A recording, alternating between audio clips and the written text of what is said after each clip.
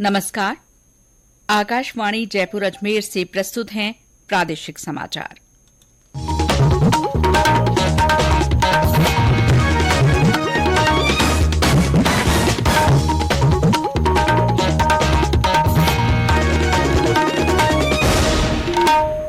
मुख्य समाचार।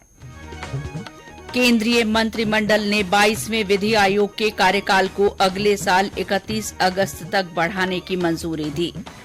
भारतीय कृषि अनुसंधान परिषद ने गर्मी से उत्पन्न चुनौतियों का सामना करने वाली गेहूं की नई किस्म विकसित की। गुलाबचंद कटारिया ने असम के राज्यपाल के रूप में शपथ ली।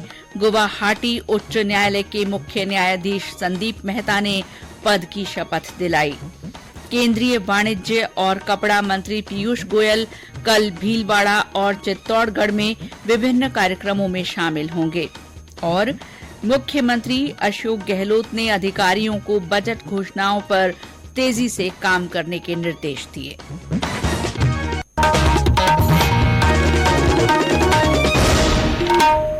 समाचारों के साथ मैं शीला चावला और अब समाचार विस्तार से। केंद्रीय मंत्रिमंडल ने आज भारत के 22वें विधि आयोग के कार्यकाल को अगले साल 31 अगस्त तक बढ़ाने को मंजूरी दे दी है। वर्तमान 22वें विधि आयोग का कार्यकाल इस महीने की 20 तारीख को समाप्त हो गया है। सरकार ने कहा है कि 22वें विधि आयोग के अध्यक्ष और सदस्यों ने हाल ही में पदभार ग्रहण किया है, इसीलिए इसका कार्यकाल बढ़ाया जाना जरूरी है। मंत्रिमंडल ने वर्ष 2022-23 के लिए अनिवार्य जूट पैकेजिंग मानदंडों को भी मंजूरी दे दी है। नियमों के अनुसार खाद्यान्न की 100% पैकिंग जूट बोरियों में की जाएगी। चीनी का 20% अनिवार्य रूप से जूट की बोरियों में पैक किया जाएगा। भारतीय कृषि अनुसंधान परिषद आईसीएआर ने गेहूं की एक नई किस्म विकसित की है जो मौसम में बदलाव और बढ़ती गर्मी के कारण उत्पन्न होने वाली चुनौतियों का सामना कर सकती है। HD 3385 नामक गेहूं की ये नई किस्म जल्दी बुवाई के लिए अनुकूल है। ये गर्मी के प्रकोप से बची रह सकती है और इसकी फसल को मार्च खत्म होने से पहले काटा जा सकता है। गुलाबचंद कटारिया ने आज असम के राज्यपाल के रूप में शपथ ग्रहण की। गुवाहाटी उच्च न्यायालय के मुख्य न्यायाधीश संदीप मेहता ने एक समारोह में श्री कटारिया को पद की शपथ दिलवाई। श्री कटारिया असम के 31वें राज्यपाल हैं। उन्होंने प्रोफेसर जगदीश मुखी के स्थान पर पदभार संभाला है। राज्यपाल के रूप में नियुक्ति से पहले श्री कटारिया राजस्थान के पूर्व गृह मंत्री और राजस्थान विधानसभा में विपक्ष के नेता रह चुके हैं। उन्होंने 9वीं लोकसभा में उदयपुर निर्वाचन क्षेत्र का भी प्रतिनिधित्व किया।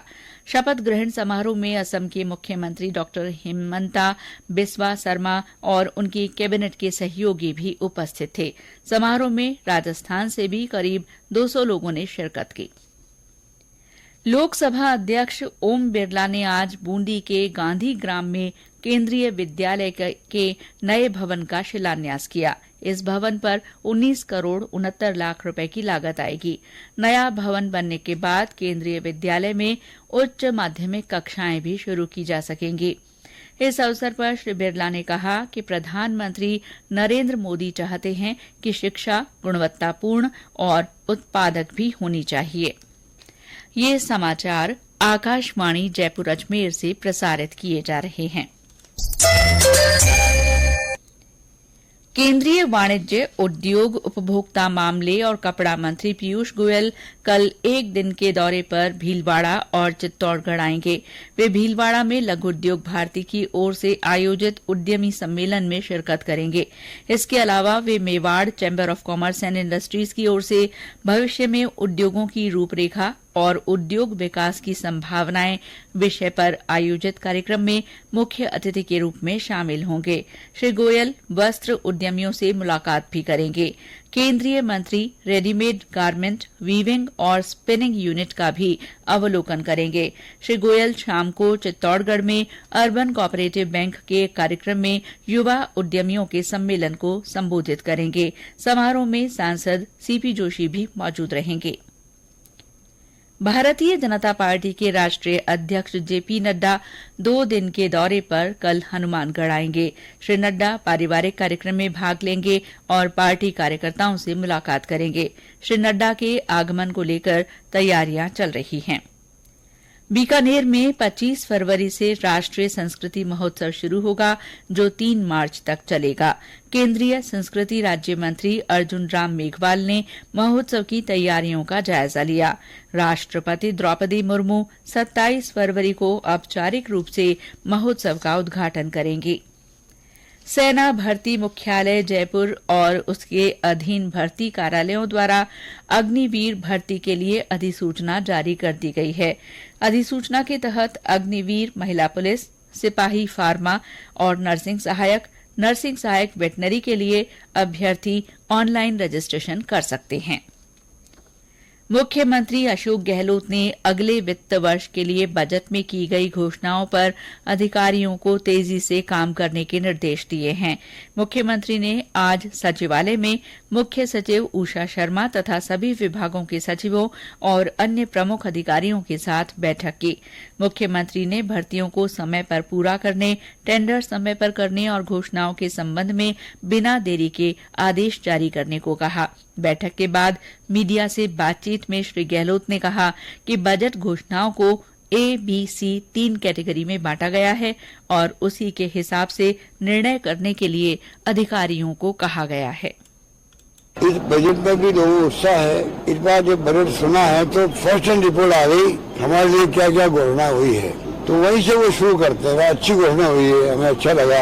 किसानों के लिए भी, युवाओं के लिए भी, मजदूरों के लिए भी, छात्रों के लिए भी, सबके लिए अच्छा बजट आया। नौकरी लग रही लोगों को, 3.5 लाख से ज्यादा नौकरी लग रही है। हिन्दुस्तान में किसी राज्य में इतनी नौकरी नहीं लग रही है।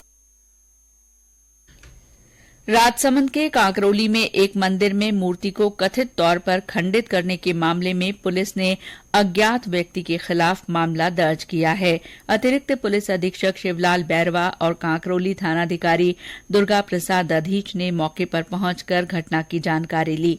पुलिस आरोपी की तलाश कर रही है। राष्ट्रीय सुरक्षा गार्ड के करीब 130 कमांडो ने आज बीकानेर के विभिन्न हिस्सों में आतंकी गतिविधियों से निपटने का अभ्यास किया। आज की कार्रवाई में म्यूजियम, कलेक्ट्रेट और सिविल लाइन्स एरिया में मॉक ड्रिल की गई। इस ड्रिल में ड्रोन की भी महत्वपूर्ण भूमिका रही। ये drill group commander Bikaner police के आईजी ओम प्रकाश और पुलिस अधीक्षक तेजस्विनी गौतम के संयुक्त नेतृत्व में हुआ। और अब मौसम। प्रदेश में तापमान में 2 से 3 डिग्री की गिरावट हुई है। पिछले 24 घंटों में सबसे अधिक 37.2 डिग्री सेल्सियस तापमान जोधपुर के फलौदी में रिकॉर्ड किया गया। अधिकांश जगहों पर रात के तापमान में कमी आई है। हनुमानगढ़ के संगरिया में तापमान एक बार फिर 10 डिग्री से नीचे दर्ज हुआ। राजधानी जयपुर में भी पारे में 2 डिग्री से अधिक की गिरावट हुई है। इस बीच जयपुर और आसपास के इलाकों में आज आंशिक बादल छाए रहे। प्रदेश के उत्तरी हिस्सों में आज सुबह कोहरे के कारण यातायात पर असर पड़ा। उत्तरी भारत में कोहरे के कारण आज दिल्ली और अन्य शहरों से करीब 15 उड़ानों को जयपुर डायवर्ट किया गया। सीकर जिले में खाटू श्याम जी का प्रसिद्ध वार्षिक मेला आज से शुरू हो गया है। ये लखी मेला एकादशी तक चलेगा। जिला और पुलिस प्रशासन ने श्रद्धालुओं की सुविधा के लिए व्यापक इंतजाम किए हैं।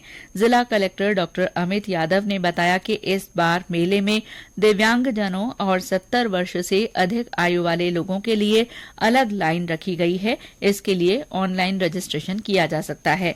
मंदिर में प्रवेश के लिए 14 लाइनें रहेंगी। गर्मी को देखते हुए श्रद्धालुओं के लिए 75 फुट पैदल मार्ग पर छाया उपलब्ध करवाई गई है। रींगस से खाटू पैदल आने वाले श्रद्धालुओं के लिए डेडिकेटेड पैदल मार्ग की व्यवस्था की गई है। जिला कलेक्टर ने बताया कि श्रद्धालुओं के लिए खाटू में नया सीएचसी भवन बनाया गया है। साथ ही 6 स्थानों पर अस्थायी मेडिकल सुविधा केंद्र बनाए गए हैं। बांसवाड़ा के गोविंद गुरु जनजातीय विश्वविद्यालय की ओर से बड़ली गांव में योग शिक्षा और क्षय निवारण पर कार्यशाला आयोजित की गई। राज्यपाल कलराज मिश्र के निर्देशानुसार स्मार्ट विलेज इनिशिएटिव योजना के तहत इस विश्वविद्यालय ने बड़ली गांव को गोद लिया है। प्रदेश के 6 जिलों में शनिवार से 23 मार्च के बीच जिला युवा उत्सव आयोजित किए जाएंगे।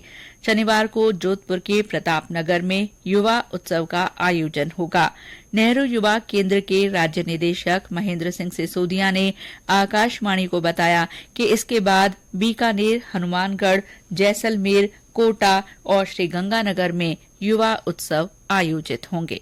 स्टॉल लगाकर योजनाओं की जानकारी देना, सोशल मीडिया पर इसका खूब अच्छा प्रचार प्रसार। दूसरा, इसमें अमृत महोत्सव के तहत पंच प्राण वाला जो प्रोग्राम है वो भी इसमें शामिल किया जा रहा था। जो उसके जो पंच प्राण के जो 5 बिंदु है, उन बिंदुओं के बारे में युवा कितना प्रभावित हो रहा है, युवा कितना उसके बारे में सोचता है, उनको लेकर भी संदेश दिया जाएगा। आकाशवाणी समाचार जयपुर ने अपने श्रोताओं में मोटा अनाज के प्रति जागरूकता के लिए संदेश श्रृंखला शुरू की है। इसमें श्रोता संदेश भेजकर बता सकते हैं कि वे अपने भोजन में मोटा अनाज किस तरह काम में लेते हैं। बाड़मेर जिले के श्रोता मोती सहारण का कहना है कि वे बाजरे का उपयोग रोटी, दलिया, खिचड़ा, खीर और ढोकला बनाने में करते हैं। वे कहते हैं कि बाजरा खाने से सर्दी कम लगती है। हमारे अन्य श्रोता भी मोटा अनाज के बारे में अपने संदेश लिखकर या रिकॉर्ड कर व्हाट्सएप नंबर 9414052368 पर भेज सकते हैं। प्रधानमंत्री नरेंद्र मोदी 26 फरवरी को आकाशवाणी के मन की बात कार्यक्रम में अपने विचार साझा करेंगे। ये मासिक रेडियो कार्यक्रम की 98वीं कड़ी होगी। प्रधानमंत्री ने लोगों को उन विषयों पर अपने विचार साझा करने के लिए आमंत्रित किया है जिन्हें आगामी मन की बात कार्यक्रम में शामिल किया जा सकता है। श्रोता नमो ऐप या माई जीओवी ओपन फोरम पर अपने विचार साझा कर सकते हैं। वे टोल फ्री नंबर 1800-117800 भी डायल कर सकते हैं और अपने संदेशों को हिंदी या अंग्रेजी में रिकॉर्ड कर सकते हैं। फोन लाइनें 24 फरवरी तक खुली रहेंगी। श्रोता फोन नंबर 1922 पर मिस्ड कॉल देकर वहां से एसएमएस से प्राप्त लिंक के जरिए भी संदेश रिकॉर्ड कर सकते हैं। आकाशवाणी पर प्रधानमंत्री नरेंद्र मोदी के कार्यक्रम मन की बात की 100वीं कड़ी के लिए माई जीओवी पर एक जिंगल प्रतियोगिता का आयोजन किया जा रहा है। प्रतियोगिता में भाग लेने के इच्छुक प्रतिभागियों को 25 से 30 सेकंड का एक जिंगल और आलेख देना होगा जो समझने में सरल हो और जन समुदाय से एकदम से जुड़ जाए। सर्वश्रेष्ठ प्रविष्टि को 11,000 रुपए का नकद पुरस्कार दिया जाएगा। प्रतिभागी 28 फरवरी तक अपनी प्रविष्टियां दे सकते हैं। और अंत में मुख्य समाचार एक बार फिर।